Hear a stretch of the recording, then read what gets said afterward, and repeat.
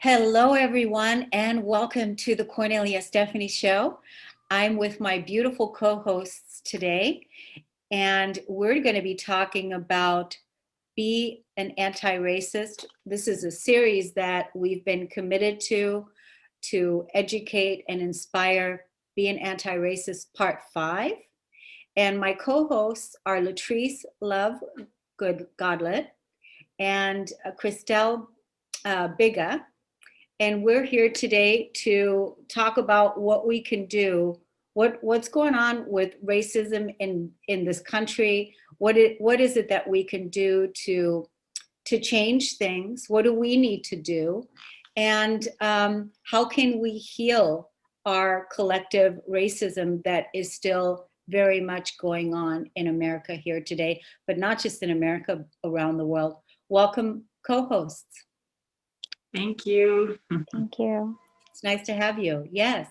So I wanted to start out with what's the vision?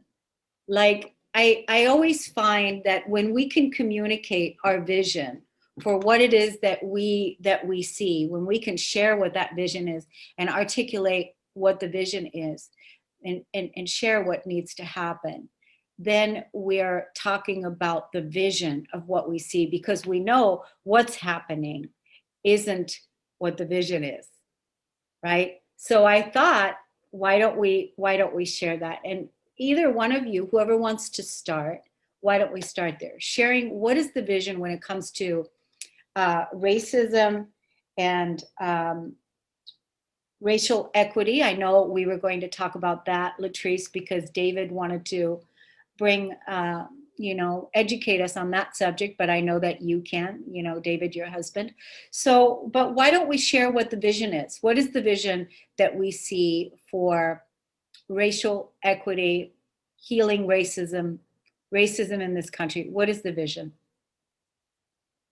My vision is really for us to be able to see each other as human beings, because that's all it comes down to. If we are able to see that we are all human beings, that means we look different, but we are not different, right? So in that case, we don't need even to worry about being treated equally or with equity, because everybody will understand that we are not different, so we shouldn't be treated differently. We should have access to the same, knowledge, resources, and love, all of it. So that's really for me the vision. Be able to come to a place where, yes, we are different. That's the beauty of life. We need difference, but we are not different. We are all human beings, and we deserve the all human experience. Beautiful. Thank you. Thank you for sharing that. How about you, Latrice? Yeah, I think for me, in thinking about the vision, it would be great to see a collective healing and conversations about what that looks like so we can hold that and become that. And then ultimately, be able to be in a space where folks can be themselves with all of the beauty that the diversity brings of lived experiences and culture and all of the talents that folks bring forth in those ways, but also to be in a situation where there's equity. We don't necessarily have to focus on that part because we're treating folks like human beings, right? So I think the vision ultimately is getting to a place where we treat one another well and treat ourselves well and celebrate the things that make us who we are, all of that beauty. Yeah, I love that. I was thinking about that too, is like, if we were all colorblind and if we were all, because that's really, beyond, when we're beyond race, when we're beyond that, and when we look back at to, who we truly all are, and that is, we're all human beings, and like you both shared. However, at the same token, there is a lot of racial discrimination still happening out there.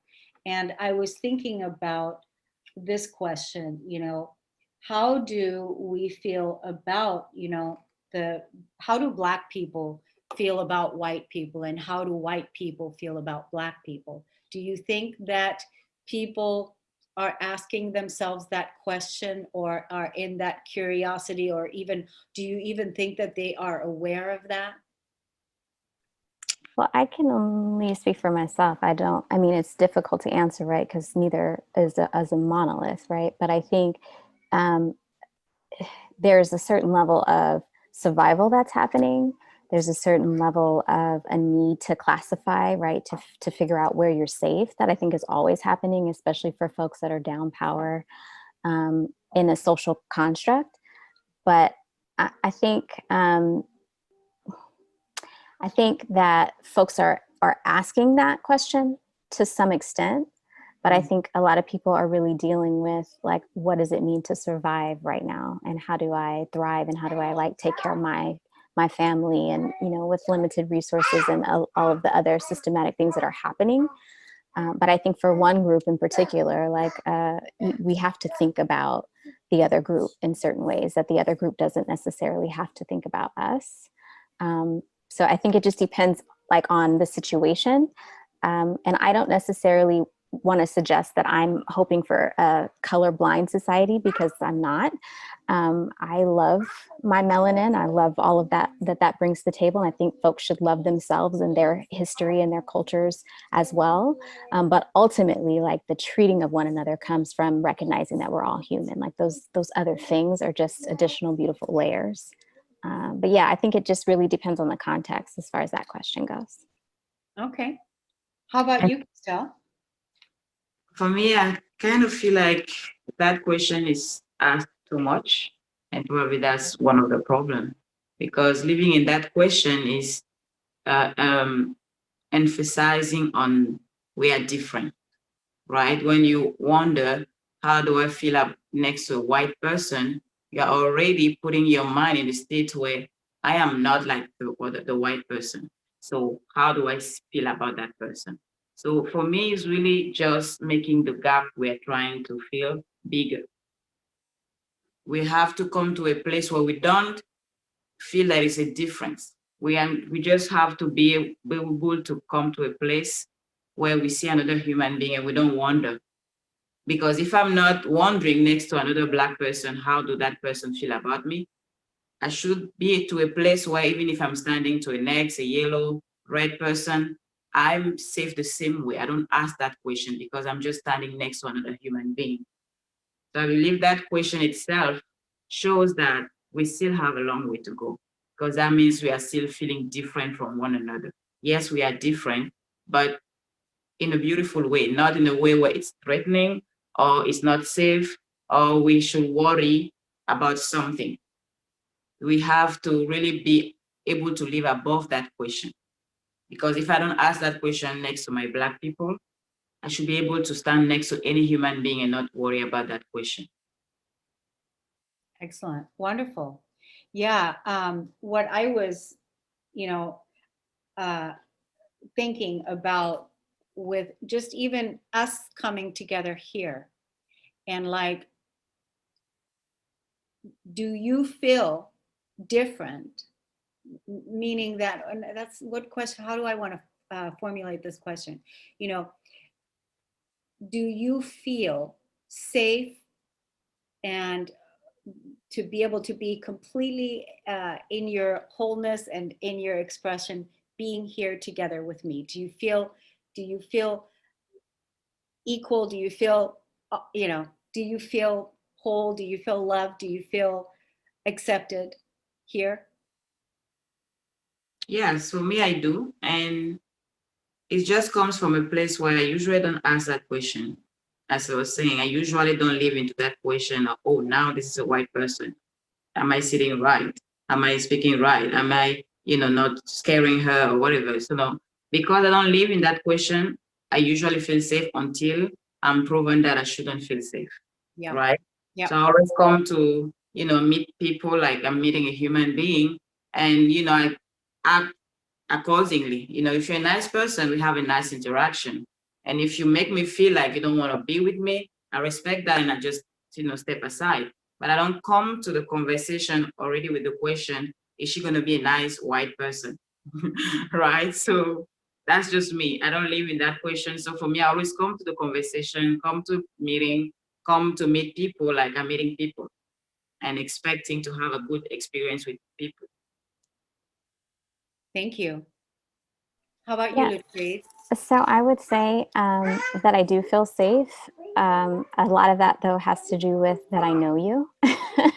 And of course, you know, it's wanting to have a positive interaction. But because we are family, I feel much safer to speak about the things that are near and dear to me and some of the things that might be controversial because I know where you're coming from and I have enough history and experience with you to know that even if we don't share the same ideas, that we can engage in conversation. So yeah, in this situation, I do feel safe. And of course, with the other co-host, I feel safe as well. So yeah. Yeah.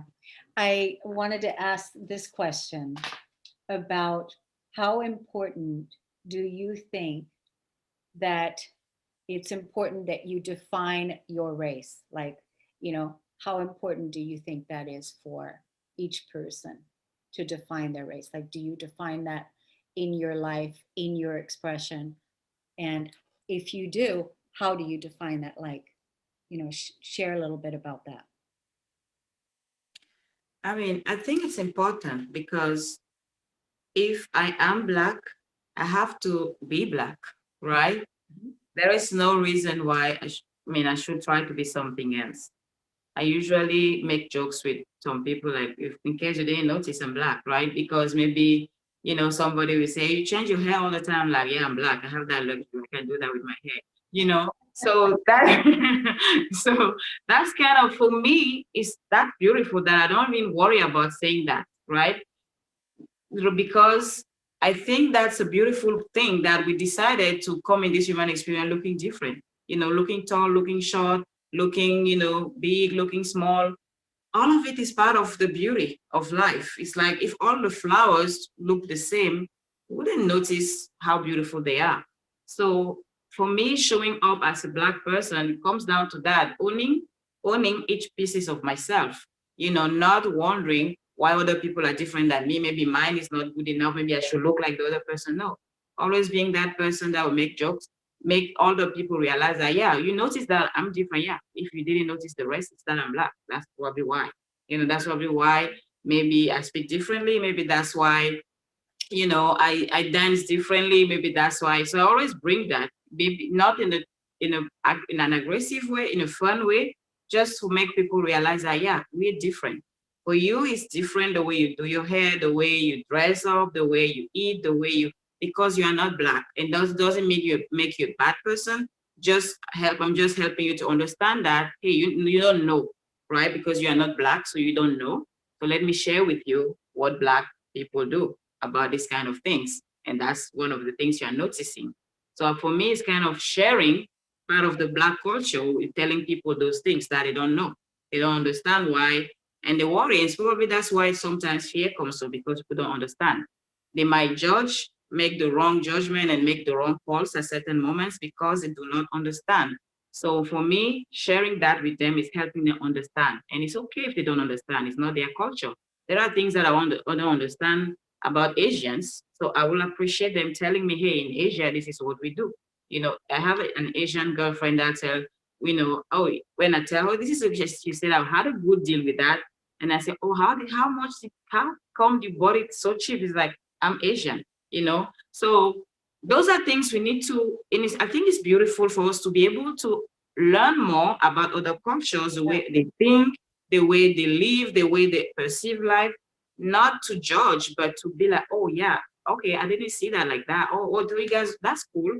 So for me, that's how it's important to define culture. So help people to understand each other better, to live, more in peace and not judging each other anymore, because now we understand why they do this way or why they think this way. It's part of who they are.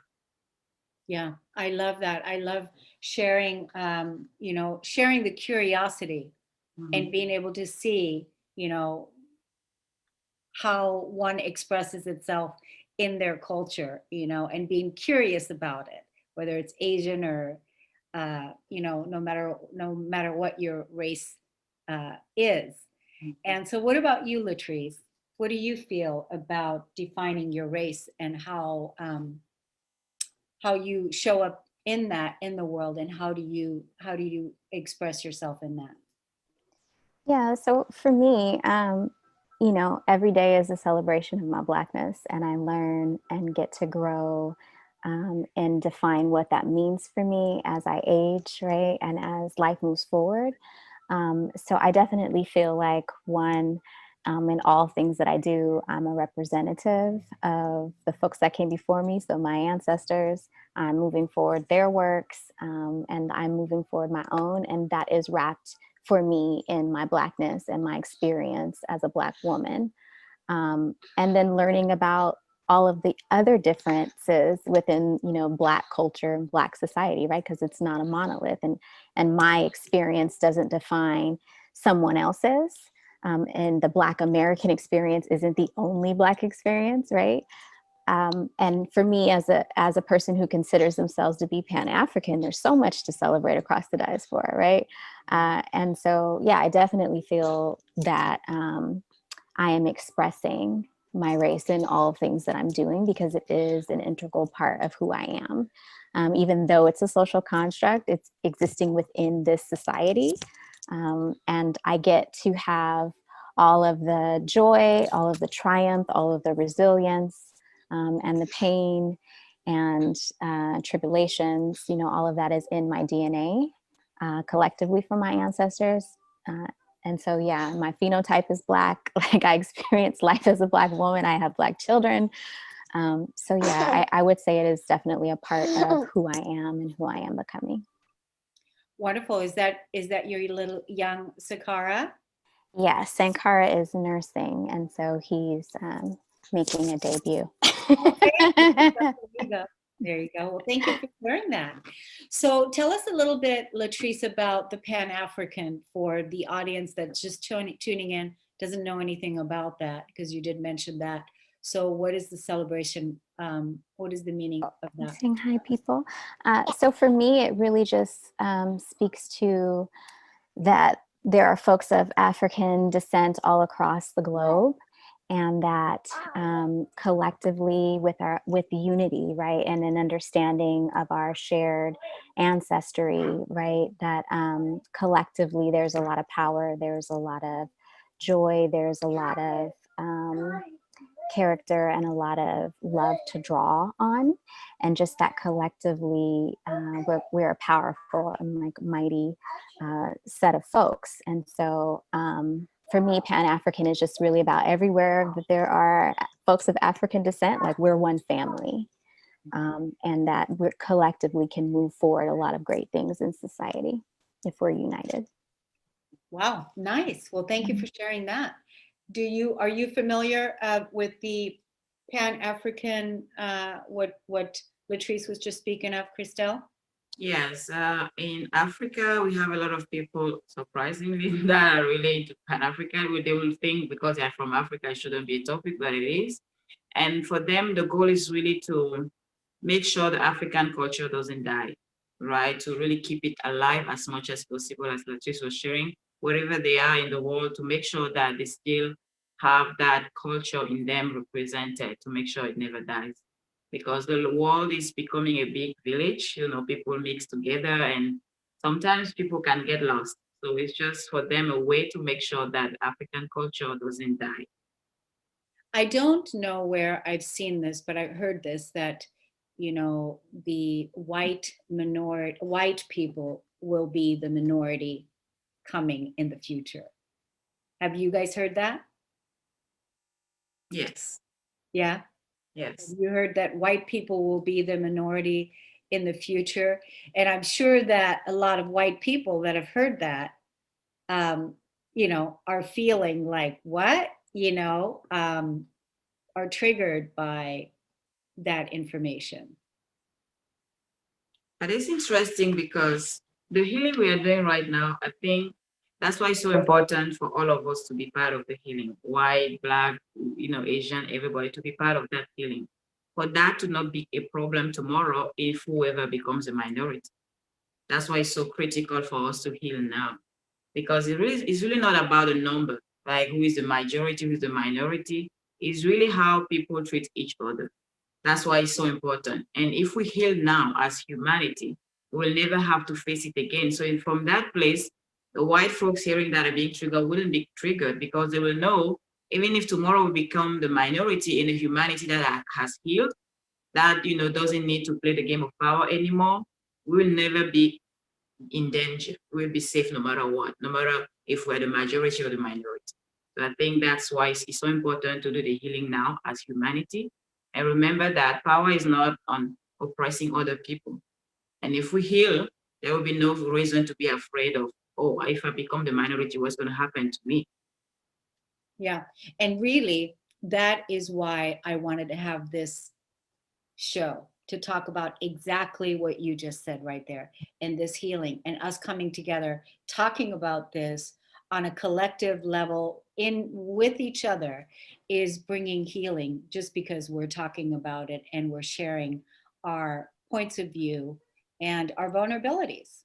So what do you feel about that, Latrice? What we were just talking about with the minority, and what do you feel? What's your Yeah, thought on that? I think it's interesting because if you look at like the global majority, white folks really are in the minority as far as like the numbers go. But when we're talking about access and power, and then we're looking at the United States in particular, or other places where like colonization has taken place, or imperialism, then you start to get a better understanding, right, of like, okay, now what are we actually talking about? And so I think that a lot of it, as was brought up, is fear about, well, what will happen if we become the minority power-wise?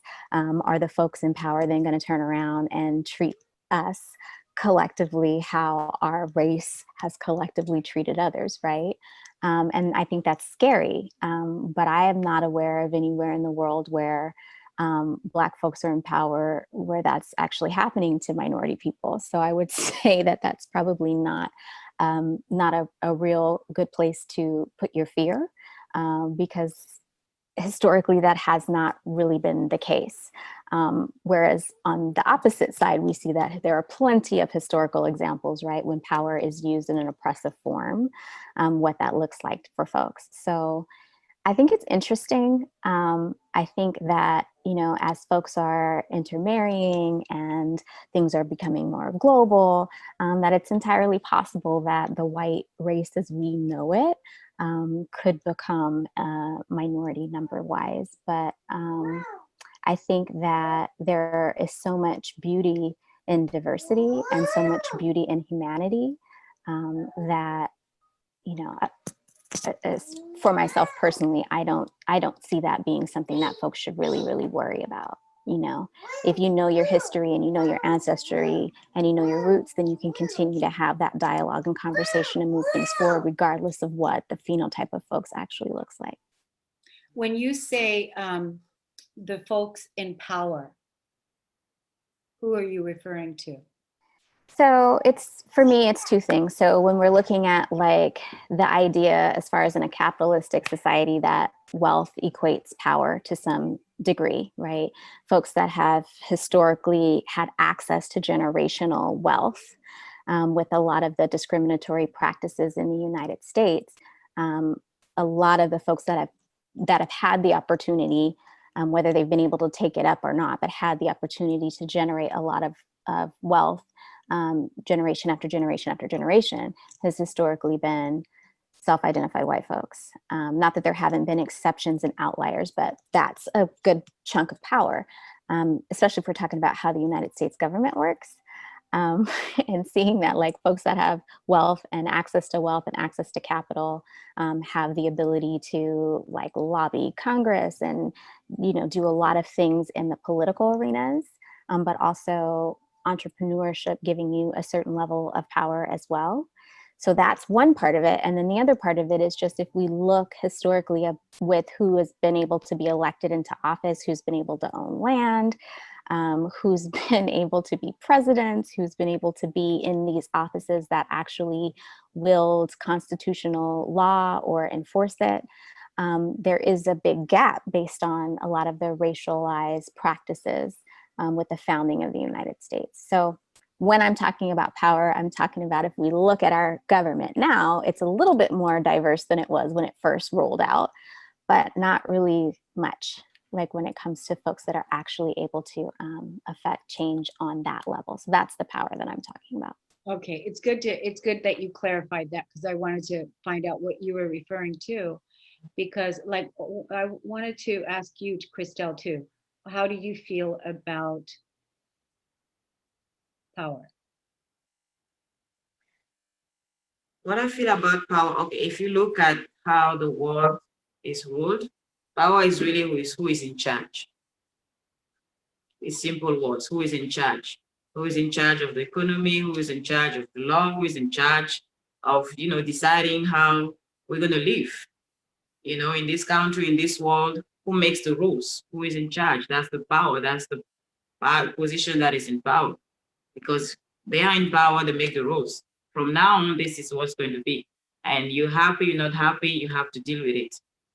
That's how power is, defined in the world we live in. But I have a different definition of power that I wish we could understand at some point, which is that, we forgot that we are powerful no matter what, no matter the position we are, having in the society, no matter, seat we are sitting on and feel like, oh, now I'm in charge. Power is not really about that.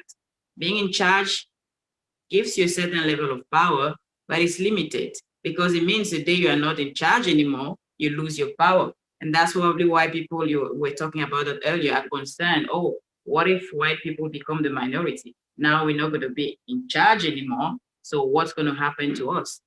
That's why that power is not real power, because it can, in a second, change hands. And now you feel like you're not in power anymore. And that's the illusion we need to live. And because people live in that illusion, that's why they want to be in charge. They want to be in charge no matter what, to feel powerful. So if it takes for them to oppress other people, they will oppress other people to be in charge and feel powerful. And that's just an illusion that has hurt the world so much. Because real power is not about who is in charge. That's not the power. And that's the power that you have been chasing. Let me be in charge. Let me become the president. That way I'll have the power to do whatever I want. I have the power to control. I have the power to oppress. I have the power to do whatever I want. Nobody can say anything, even if they're not happy. And that's why the world is hurting so much, because of people that misunderstood what real power is as human beings. So that's what I feel about power. Today we live in a world, we know who is in charge. We know who thinks they hold the power. But what if that wasn't real power? Because tomorrow you'll not be in charge anymore. Someone else will be. So are you still going to feel powerful? Are you going to be concerned about the next powerful person? We feel like power changes hands. That's where we are living. The illusion humanity is living. Power changes hands. So how can I get it? Maybe I need to kill people. Who cares, right? Or maybe I need to step on other people's head, whatever. Let me get the power, because we don't feel powerful be without the seat that goes with it. We don't feel powerful be without a title. We don't feel powerful because we forget that we are powerful just because we are human beings. And there is no need to go chase it in oppressing other people, in making other people's life miserable to feel powerful. Feel powerful without all of it. That's real power for me. So I love Yes. I know you articulated that. It was brilliant, because my internal knowing and the way that I live my life is that I'm a sovereign being. Is that I'm a sovereign being, and that there's nothing outside of myself that has more power over me than I do. There's nothing. And because I'm not going to give it that energy, because it's all right here. It's all right here. And it's not that I don't respect, what's out there, but I just know who I am as a sovereign being. And I know that I know where my source is, and I know that I'm free. And so this, you know, all of the places within myself where I have felt powerless to do anything, that has been released. And now I govern myself. I govern myself.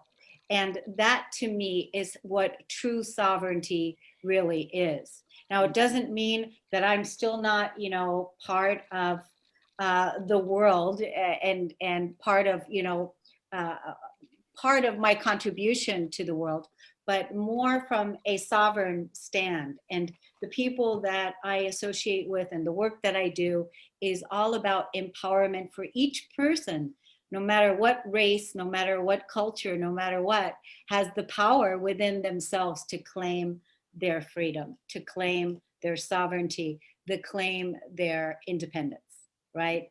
And so I know with what you and I were speaking about yesterday, Christelle, because you had mentioned the words, I am free. Mhm. I am Yes. free. And so that's not just when a person says, I am free, it doesn't just mean I'm free. It means I'm free. I'm not a slave. I'm not a slave to the system. I'm not a slave to society. I am free. I'm a truly free being, conscious and aware of the truth of who I am. Yeah, I think that's a beautiful sentiment. And I think that though I was speaking about like power in general in this realm and how it shows up, I think absolutely the way that folks have survived in oppressive systems is to be able to free themselves, even if their bodies were in bondage, or even if there were certain policies that were in place, right, that didn't allow them to have power within the system. That's absolutely necessary and critical for survival. And a beautiful offering and a wonderful thing to be able to model for other folks and give to your children if you have children. I think it's the way that we move forward, because we may not necessarily be able to opt out of certain things, right? But we definitely can become empowered within ourselves, whether that's with education or knowledge or spiritual growth or just deciding, right? This is what it is. I'm speaking this into existence and this is what it is. I think that that's how you truly get free and stay free, right? Because, you know, as we were talking about, like power could shift and who's in control could change at any time. Mhm. Yeah. Yeah. Yeah. Do you want to say something to that, Christelle? Yes, just to remind you to go after what you just said about freedom. You know, I don't remember who, but there's somebody that wrote a beautiful book. He was in concentration camps. He's a Jewish, so he survived to that, and he just explained that he found a way to be free even when he was in those camps. Yes. Found a way to be free. It Yep. doesn't make a lot of sense when you're in jail and probably going to die, to find your freedom in the midst of all of it. And that's really a beautiful place to be. And that's real freedom. Yeah. Above anything that feels like it's keeping you in prison or in slavery or in chains, you feel free no matter what. You remember that you are free, because the truth is you are free. You are a free human, you are a free being, you're a free spirit, you're a free soul. Nothing can keep you captive. Nothing can really stop you from being who you want to be, what you want to do. Nothing. No jail, no chain, no system, no nothing. We have to remember that. And even if we're talking about the power that is, the way the world sees power, if also they remember that freedom is above, chains or being not out of jail, they will not even feel the need to put people in jail, quote unquote, because they will remember that it's pointless, because those people are free. It's pointless to even try to oppress them, because there's no way to oppress a free spirit. So they will even not feel them, because that's what I'm talking about, the healing we are doing now as humanity. If we are able to remember the truth about what is really a human being, the people in charge will not feel the need to oppress, because they will know it's not possible. First, it's not needed for them to be powerful, but also it's not possible because they cannot imprison a free soul. So they will not look for ways to oppress, because they will remember that there is no way, they cannot oppress. So we will be in a better world when we all remember that. The people in charge, quote unquote, will remember that there is no point for me to create a system where people feel enslaved, because I cannot enslave a free spirit. And the people that are in position where they feel like the system is oppressing them, remember that nothing can keep me in jail, because I'm free even if I'm in jail. So that's real freedom to me. Excellent. Excellent. So racial equity, let's talk about that. Latriece, do you want to share with us? I know David was going to bring that subject up today. And what is racial equity, and what is it that needs to happen? So what I would say is that a lot of times the conversation is surrounded, or not surrounded, but is talked about in terms of equality, right? Having equal access. You have to also include equity, because equal access, if folks are not starting from the same place and don't have the same advantages or the same access, doesn't actually equal what we really need to see in order for everyone to be at the same level. So like, I think I've seen, and you may have seen this too, like this vision of folks trying to peek over the fence. And so the fence is the line of equality. And one person is on like 4 or 5 boxes, and so they can see a whole lot over the fence. And then one person, say, is not on a box, and then another person is on 1 box. Well, they have equal access to the fence, right? But they don't have equity. And so you would need to have everyone have those 4 or 5 boxes, or that position that allows them to see as much as the person who has the most access, or the most resource. And so it's bringing everyone up to the same level so that you have access, or that you have equity. There's a distribution of whatever the resource is that folks have the ability to obtain it. Or like if you're in a race, so you have 2 people in a race, and you have one person who starts, 40 yards behind the starting line. And if you say go, well, yeah, okay, they're on the track. They've got the equity of being able to be on the track. That's great. They're, one person is not in the stands. But unless they're both at the same starting line with the same access, you're not really going to have the true version of equality, which is why equity has to be part of the conversation as well. So what do white people, what do we need to do for Black people to feel the justice?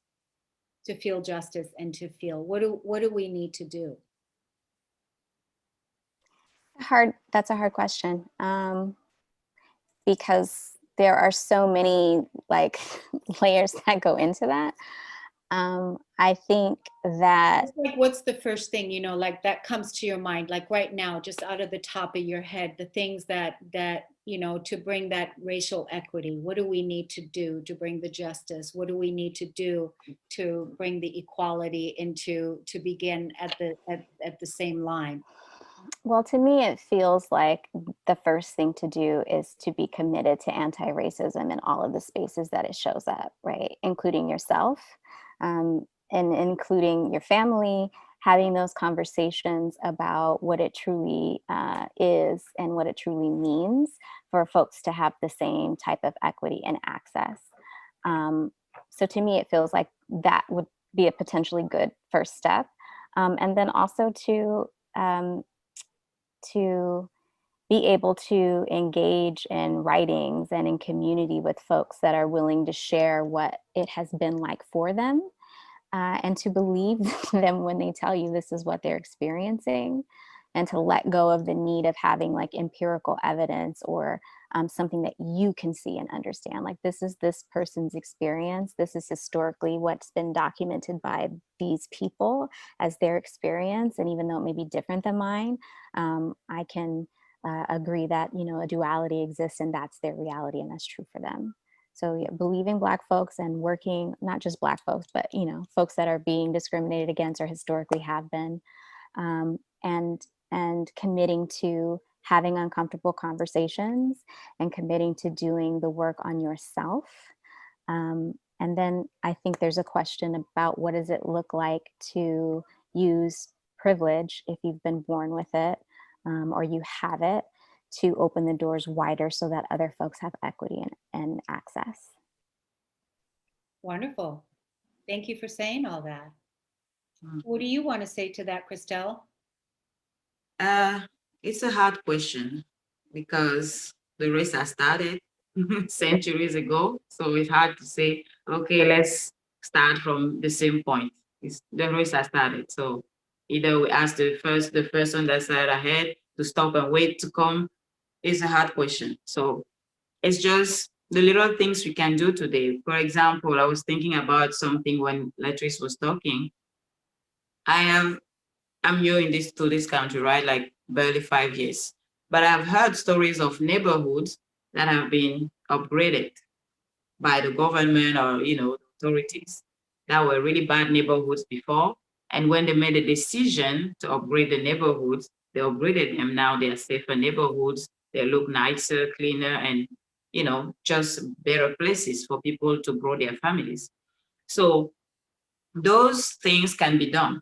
If they can decide to choose, pick one neighborhood and do that work for any reason, whatever reason they have, they can definitely do that for the neighborhoods that are not privileged, where, today, if you go apply for a job and you're from that zip code, you're already kind of blacklisted because that zip code is known for people that are not safe and disturbed and all of the things. What if they decide to change the story of those neighborhoods too? That's a conscious decision to help, to give a better option to those families living there, for those kids being born there and being already behind the race because they are just born in the wrong place. How about making sure there is no wrong place for anybody to grow up in the US? Just make sure they change the status of those people by developing those neighborhoods. If they can do that for one, why not just target all those neighborhoods where people feel like behind? Because there is nothing good that can come out of there, so let's just forget about them. How about changing the stories of those places to give a better opportunity to people, to kids growing up there, to people living there? It's beautiful. It's really Yeah. beautiful. It's a wonderful way to think about this. And I think it's a wonderful way to wrap up the show today. So I'm so honored that you all are here and that we're having this conversation, this open, vulnerable, honest conversation, emotionally honest conversation to talk about this subject out here in the world that really is affecting all of us and how we can make the world a better place. And by you sharing your wisdom here today and sharing your honesty, your openness, your perception of how you see the world and what needs to change is really going to help others that are listening to this, that are going to see that and going, wow, I didn't think about that. Thank you so much for, sharing what you did. What is your final words that you want to leave us with today before we close out the show, ladies? I think for me, I would say while you're working on self, and that's great, and working on learning to love self and love others, because we're in a capitalistic society, support Black business, support local Black businesses, get money circulating into the economy in ways that you can. That's another thing that you can do. Support minority-owned businesses. You know, move the world with your dollar, right, while you're doing the additional work. And I think like it's hard, but if we really want the healing, if we really want to be having a good human experience, it also involves taking care of other humans, right, and the planet. And we're all interconnected, so you got to do the work. Yeah, that's wonderful, Latrice. Why don't you tell the audience, about your business, what it is you do, so they can find you on Facebook, and then Christelle, then you'll share yours as well. So, because we're talking about promoting Black businesses, and we're also talking about promoting women entrepreneurs. So there we go. So go ahead, Latrice. Where are you on Facebook? And tell us about The Real McCoy. Yeah, so I have a social media agency and consulting agency called The Real McCoy, and it's just a wonderful opportunity. I offer trainings and consulting. I offer trainings about how to be anti-racist. I offer safe spaces for Black folks where we can just come together and be our authentic selves. In addition to social media packages, if you are curious and wanting to make sure that your lens includes diversity and the celebration of that, and is sensitive to all those things, I can help you with that. And you can find me on Facebook at The Real McCoy Social Media Consulting Agency. Awesome. Well, thank you. And what about you, Christelle? The final word I want to share is just that, when we as we mentioned earlier, the race has started. So the conversation on how to make it even is really maybe too late. I'm not sure we can make it even. People are already far ahead. There is nothing we can do about it. But just always ask yourself, whenever you, at this point, I think we know, because the Black community and the minorities have voiced the things that hurt them. Just, if you see something, say something, right? Just start by being a better human being. You're a good human being. There's no question about it. So because you're a good human being, act as a good human being. Just do what is good. You know that. And when you see something that is not wrong, right? Even if you were doing it unconsciously, today you know better because you heard conversations, you heard complaints, you heard griefs and all of the things. Act accordingly. Because there is only one chance in life to say, I didn't know. Now that you know, act on what you know. That's all I can say. And for those that want to support the Black businesses, I'm a transformational coach, an energy healer. And to find me on social media, it's just my name, Christelle Biiga. And what I do is really that inner work, that inner transformation. I just take people to a place where they reconnect with who they truly are. They find the true power within themselves. Stop chasing it outside. Stop trying to find ways to become powerful, because you already are. You have always been. So my work is just to help you in that journey of remembering how powerful you are and who you truly are, in order for you to be free no matter what. So if you want to reach out, I would love to. You can find me Facebook, Christelle Biiga. LinkedIn, Instagram is the same name. And I have a YouTube channel, Christelle Biiga Coaching. I also have a podcast and a radio show called Absolute Alignment with Christelle Biiga. So you can also tune on to listen where you listen to your favorite podcast, to listen to that show and stay in contact. So I'm always amazed when I come to these shows, never prepared, but it's like we were always prepared. Well, Yeah. because we all know what's going on, so it's easy to just speak from the heart. Yeah. The thing is like, I know like the last show that we did, I didn't know if I wanted to keep talking about racism. And part of it, I didn't realize at first what was going on until I had to go in and do some deep soul searching about what that was really all about for me, because I was showing up in the moment as my authentic self. And I had to look at really what it was all about for me. And I discovered that me being an empathic soul, I was taking on um, just a lot of um, energy that wasn't really mine to take on. And, as an empathic soul, I've done this all of my life. So I had to do some energy work and some clearing, and I had to release some things. But then also, the other thing that was important to me was being a way shower in the new world, in the new earth. I also want to make sure that I'm not perpetuating something. And I wanted to be clear on that. In the last show that we did, I wasn't there in that clarity, even though I'm the one that started this thing and this is part 5. And but I had to, I was in that space and I had to do some energy work around that. And that time after we did that show, the next day I went through that whole clearing process and went into my own soul's journey to find out exactly what's going on with me and where do I stand now with this. Where is my authentic self, standing here, and how do I want to continue? And so I had to anchor myself again from my own inner being. And so it's an honor to be able to do this work and to come back around full circle, because we're growing in our own evolution. And so it's neat to be able to see the growth.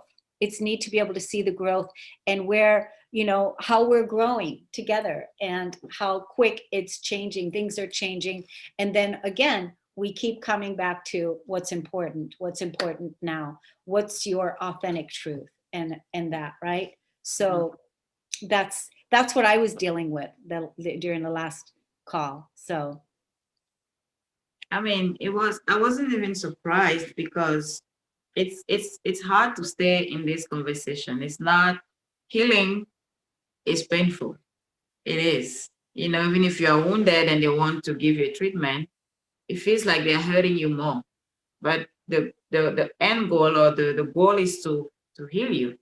So it might be sometimes not easy to take 10 pills a day to feel better, but it's the necessary process. So it's painful, the conversation we are having, even on this show, everywhere in the world, it's a, as you say, a dying world, giving birth to a new world. It's beautiful to give birth, but it's a painful process. yeah, It's painful. So sometimes we feel like running away from the pain, but it's a beautiful pain to go through. So that's why I wasn't shocked that you were feeling a little bit like maybe this is too much, but it's okay. And I'm sure you're not the only one feeling that was feeling that way. A lot of people probably are in that place of this is too heavy, this is too much, this is tiring. But we have to go through this together to heal. Because on the other side, there's a beautiful baby. So the pain of giving birth is a necessary pain. It might take a few hours, it might take 2 days. It takes the time that it takes, but we have to go through this pain and not give up and not change. Look at on the other side and go take something sweeter because the medicine is too bitter. Let's go through this together and heal. yeah. And that's exactly what it is. And but the thing that I want to say is that I did show up.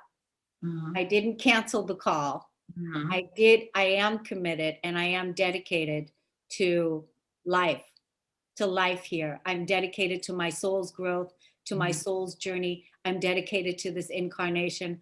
I'm dedicated to humanity's sovereignty, to be the authority over one's own life as empowered creation. I'm dedicated to all of those things.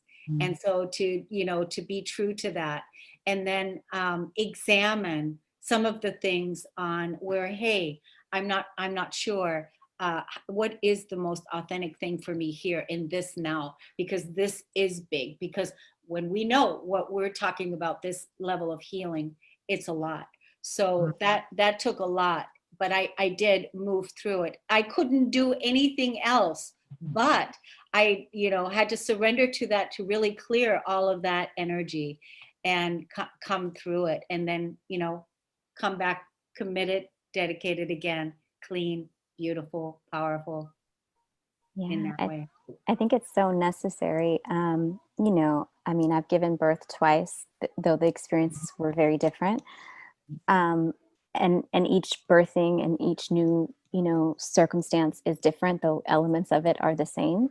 And yeah, pain is definitely a part of the process, but I want to just highlight, right, and thank you for doing the work you needed to do to rebalance, to recalibrate. Like, self-care is so revolutionary, um, and it should just be what we do, right? But in a society where you're judged by like your productivity, or there might be other factors in the way that make it really challenging to do the self-care, I always just want to champion and applaud us when we're doing it, because it's so necessary. Not only is self-care important for you, but if you are in the community fight and you are doing what you can to move folks forward, and move ideas forward and give birth, like, you have to take care of yourself.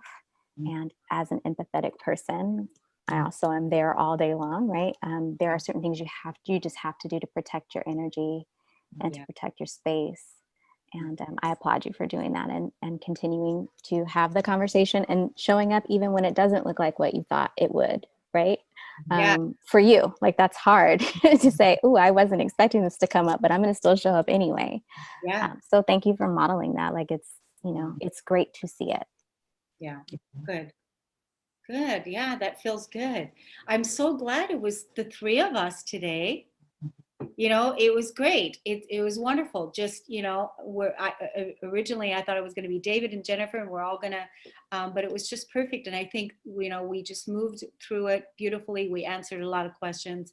We're going to get this loaded up to YouTube as well. And then I will send you guys the links and you can share it on your social media as well.